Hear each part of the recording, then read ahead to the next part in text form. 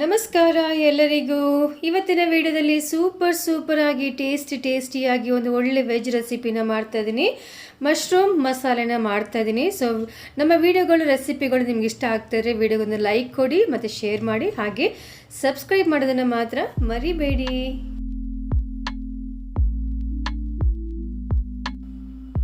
ಈಗ ಒಂದು ಬಾಣಲಿಗೆ ಒಂದು 2 ಸ್ಪೂನಷ್ಟು ಎಣ್ಣೆ ಸೇರಿಸ್ತಾ ಇದ್ದೀನಿ.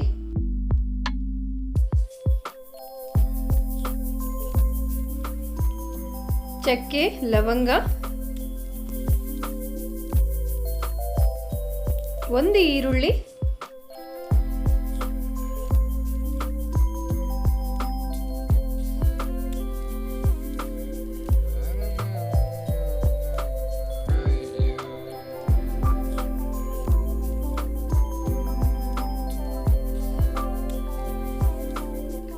ಹಸಿಮೆಣಸು 6 ರಿಂದ 7,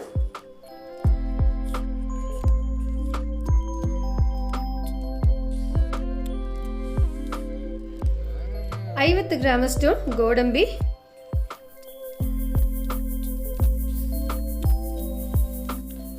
1 ಸ್ಪೂನು ಸೋಂಪು ಅಂದರೆ ದೊಡ್ಡ ಜೀರಿಗೆ,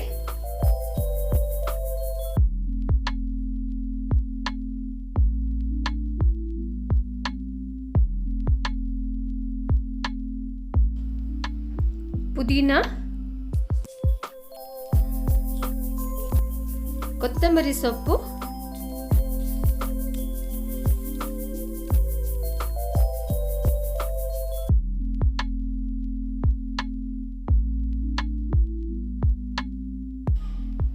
ಎರಡು ಟೊಮ್ಯಾಟೊ,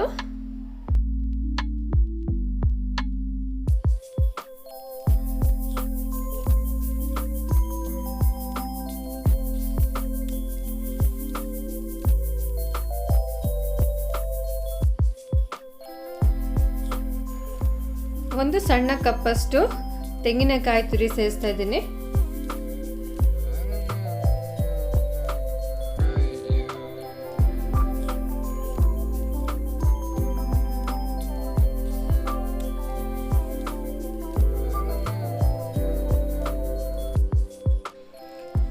ಮಸಾಲೆ ಎಲ್ಲ ಈಗ ಚೆನ್ನಾಗಿ ಫ್ರೈ ಆಗಿದೆ. ಈಗ ಸ್ಟವ್ ಅನ್ನು ಆಫ್ ಮಾಡಿ ಮಸಾಲೆ ಆರಿಸ್ಬಿಟ್ಟು ಚೆನ್ನಾಗಿ ರುಬ್ಕೊಳ್ಬೇಕು.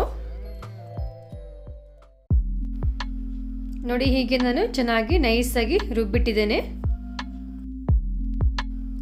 ಈಗ ಅದೇ ಬಾಣಲಿಗೆ ಒಂದು 50 ಗ್ರಾಮ್ ಅಷ್ಟು ಎಣ್ಣೆನ ಸೇರಿಸ್ತಾ ಇದ್ದೀನಿ.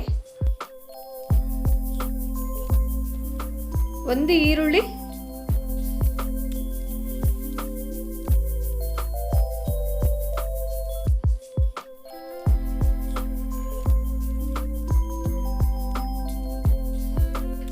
ಎರಡು ಸ್ಪೂನಷ್ಟು ಶುಂಠಿ ಬೆಳ್ಳುಳ್ಳಿ ಪೇಸ್ಟು,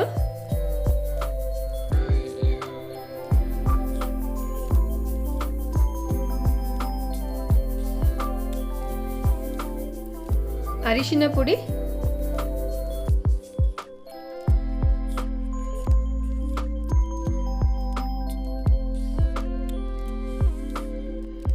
ಗರಂ ಮಸಾಲೆ 2 ಸ್ಪೂನು,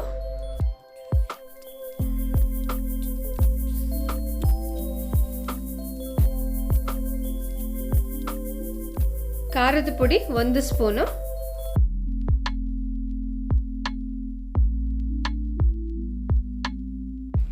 ಈಗ ಮಶ್ರೂಮ್ ಸೇರಿಸ್ತಾ ಇದ್ದೀನಿ. ನಾನಿಲ್ಲಿ 400 ಗ್ರಾಮ್ಸ್ ಮಶ್ರೂಮ್ ತಗೊಂಡಿದ್ದೀನಿ.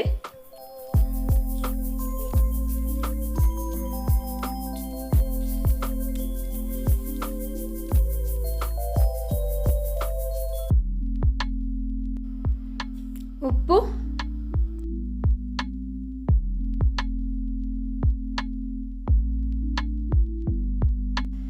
ರುಬ್ಬಿರೋಂಥ ಮಸಾಲೆನ ಸೇರಿಸ್ತಾ ಇದ್ದೇನೆ, ಹಾಗೆ ನೀರನ್ನು ಸೇರಿಸ್ತಾ ಇದ್ದೇನೆ.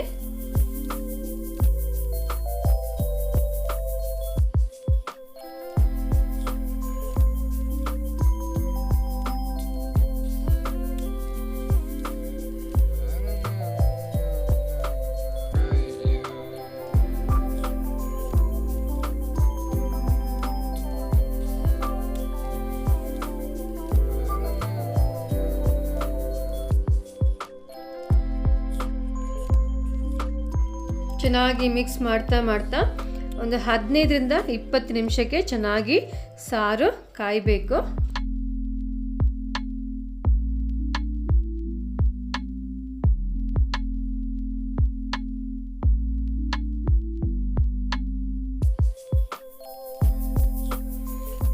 ಸಾರು ಚೆನ್ನಾಗಿ ಕುದೀತಾ ಇದೆ. ಹಾಗೆ ನೋಡಿ ಒಳ್ಳೆ ಥಿಕ್ನೆಸ್ ಸಹ ಸರಿಯಾಗಿದೆ. ಚಪಾತಿಗೆ ಮತ್ತು ಮುದ್ದೆಗೆ ರೈಸಿಗೆ ಕರೆಕ್ಟಾಗಿದೆ ಥಿಕ್ನೆಸ್ಸು, ಗ್ರೇವಿ ಥಿಕ್ನೆಸ್ಸು ಕರೆಕ್ಟಾಗಿದೆ. ಈಗ ನೋಡಿ ಸೂಪರಾಗಿ ಟೇಸ್ಟಿಯಾಗಿ ಮಶ್ರೂಮ್ ಮಸಾಲೆ ರೆಡಿಯಾಗಿದೆ. ಸೊ ನೀವು ಸಹ ಈ ರೆಸಿಪಿನ ಮನೆಯಲ್ಲಿ ಮಾಡಿ, ಹಾಗೆ ನಿಮ್ಮ ಫ್ಯಾಮಿಲಿಯೊಟ್ಟಿಗೆ ಕುಂತು ಖುಷಿಯಾಗಿ ಊಟ ಮಾಡಿ, ಹಾಗೆ ಎಲ್ಲರೂ ಸಹ ಖುಷಿಯಾಗಿ ಇರಿ.